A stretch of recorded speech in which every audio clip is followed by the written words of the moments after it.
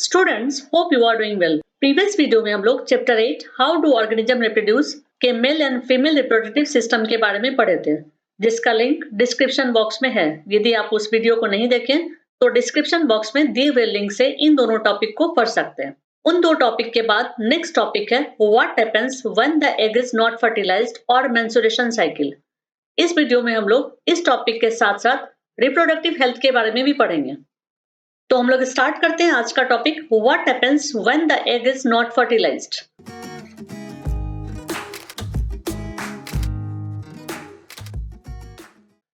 If the egg is not fertilized, it lives for about 1 day. Since the ovary releases one egg every month, the uterus also prepares itself every month to receive a fertilized egg. Thus, its lining becomes thick and spongy. This would be required for nourishing the embryo if fertilization had taken place. इसमें कह रहा है कि यदि egg fertilize नहीं होता है तो लगभग 1 दिन तक यूट्रस में रहता है। चूंकि ओवरी हर महीने एक एग को प्रोड्यूस करता है, इसलिए यूट्रस भी हर महीने एक फर्टिलाइज्ड एग को रिसीव करने के लिए रेडी रहता है। जैसे कि यूट्रस की लाइनिंग मोटी और स्पॉन्जी हो जाती है। यदि फर्टिलाइजेशन होता है तो एम्ब्रायो के नरिशमेंट के लिए यूट्रस में चेंज होना लाजमी है, यानी कि यूट्रस के लाइनिंग का मोटी और स्पॉन्जी होना जरूरी होता है। Now however this lining is not needed any longer, so the lining slowly breaks and comes out through the vagina as blood and mucus. This cycle takes place roughly every month and is known as menstruation. It usually lasts for about 2 to 8 days.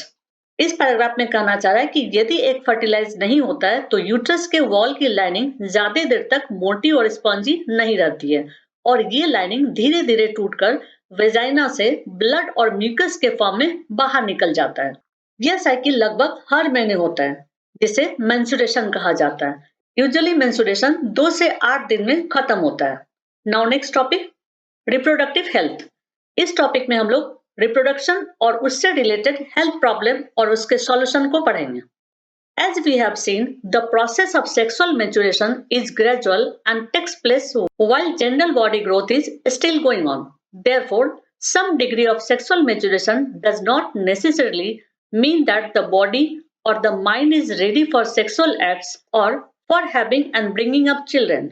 जैसा कि हमने देखा कि sexual maturation एक gradual process है और यह general body growth के साथ साथ होता है। इसलिए सेक्सुअल मैच्योरेशन के कुछ डिग्री का यह मतलब नहीं है कि बॉडी सेक्सुअल एक्ट्स या बच्चा पैदा करने के लिए तैयार होता है। अब एक क्वेश्चन आता है, how do we decide if the body और mind is ready for this major responsibility? इसका मतलब है कि हम कैसे तय करें कि बॉडी या माइंड इस मेजर रिस्पॉन्सिबिलिटी के लिए तैयार है।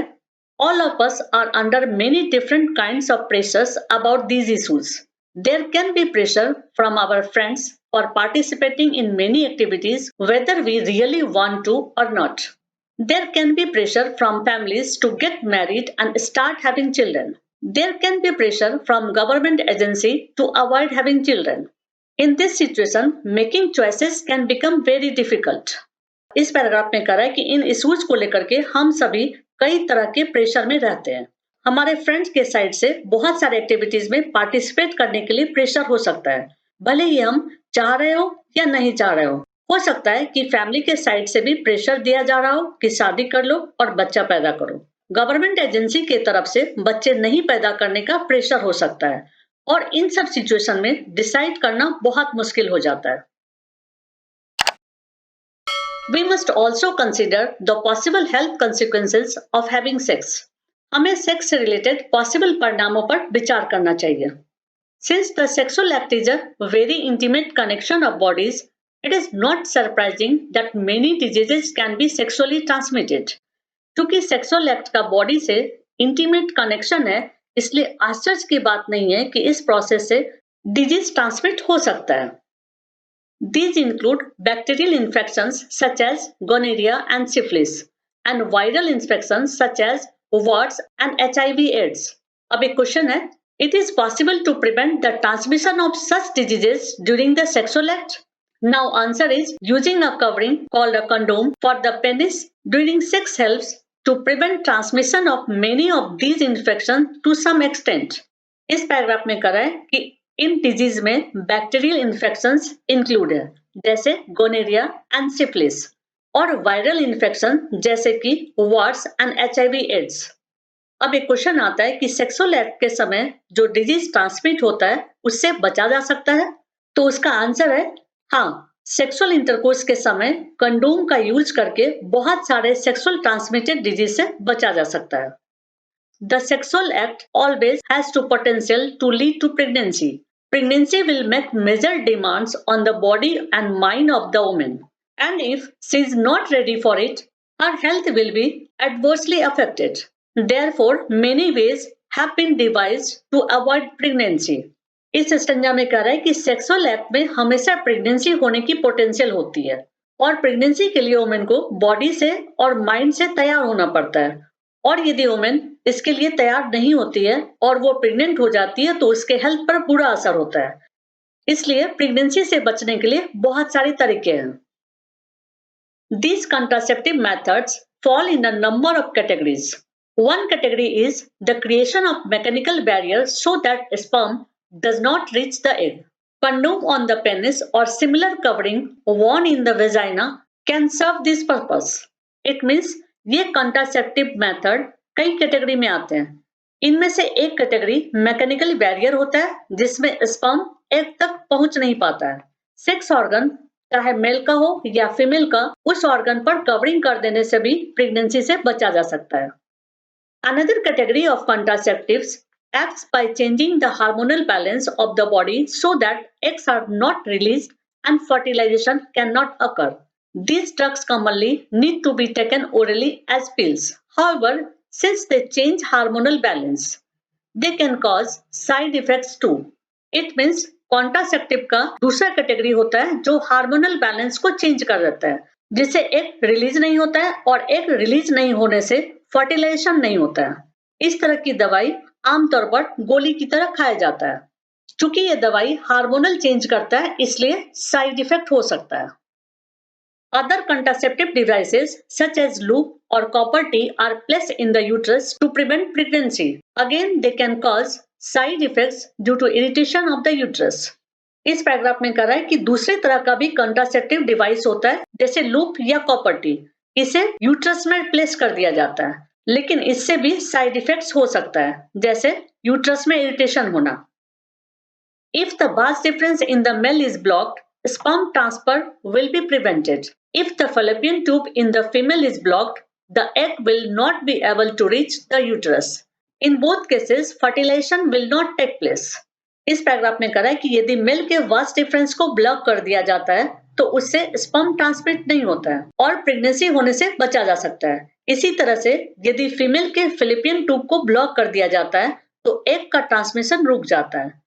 इस तरह से भी प्रेगनेंसी से बचा जा सकता है, यानी कि हम लोग कह सकते हैं कि दोनों ही केस में फर्टिलाइजेशन नहीं होता है।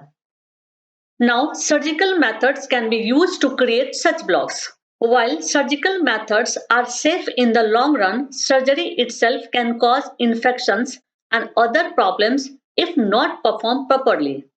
इस पैराग्राफ में कहना चाह रहा है कि सर्जिकल मेथड से भी मेल और फीमेल के ऑर्गन को ब्लॉक किया जा सकता है, जबकि सर्जिकल मेथड लॉन्ग रन के लिए सेफ होता है, लेकिन यदि सर्जरी ठीक तरीके से नहीं की जाती है तो इससे भी प्रॉब्लम हो सकता है, यानी कि इन्फेक्शंस हो सकता है। Surgery can also be used for removal of unwanted pregnancies. These may be misused by the people who do not want a particular child, as happens in illegal sex selective abortion of female fetuses. इस paragraph में कहना चाह रहा है कि surgery का use unwanted pregnancies को remove करने के लिए भी किया जा सकता है। हालांकि ये सर्जरी आजकल गवर्नमेंट की तरफ से बैन कर दिया गया है। इस तरह के सर्जरी का मिसयूज उस तरह का पीपल करता है जो फीमेल चाइल्ड को नहीं चाहते हैं और अबॉर्शन करवा लेते हैं। For a healthy society, the female male sex ratio must be maintained. Because of reckless female feticides, child sex ratio is declining at an alarming rate in some sections of our society. Although parental sex determination has been prohibited by law. इस paragraph में कह रहा है कि healthy society के लिए female और mail ratio को मेंटेन रखना चाहिए, फीमेल फीटासाइड यानी कि कन्या भ्रूण हत्या की वजह से चाइल्ड सेक्स रेशियो में अलार्मिंग गिरावट आ रही है। हालांकि हमारी सोसाइटी में लॉ के अनुसार जन्म से पहले सेक्स डिटरमिनेशन करवाने के लिए बैन हो गया। We have noted earlier that reproduction is the process by which organisms increases their populations. The rates of birth and death in a given population will determine its size. The size of the human population is a cause for concern for many people. This is because an expanding population makes it harder to improve everybody's standard of living. However, if inequality in society is the main reason for poor standards of living for many people, the size of the population is relatively unimportant. इस paragraph में कह रहा है कि हम जानते हैं कि रिप्रोडक्शन एक प्रोसेस है जिसके द्वारा ऑर्गेनिजम्स अपनी पॉपुलेशन को बढ़ाता है। पॉपुलेशन से बर्थ और डेथ के रेट का पता चलता है। बढ़ता हुआ पॉपुलेशन बहुत सारे लोगों के लिए चिंता का कारण है, क्योंकि बढ़ते हुए पॉपुलेशन की वजह से लोगों के लाइफ स्टाइल को इम्प्रूव नहीं कर सकते हैं। हालांकि सोसाइटी में अनइक्वालिटी लिविंग स्टाइल को खराब करने का एक मेन रीजन है। Now your chapter is over, that's it. यदि आपको वीडियो पसंद आए तो लाइक कर दीजिएगा और आगे के वीडियोस को देखने के लिए सब्सक्राइब कर दीजिएगा।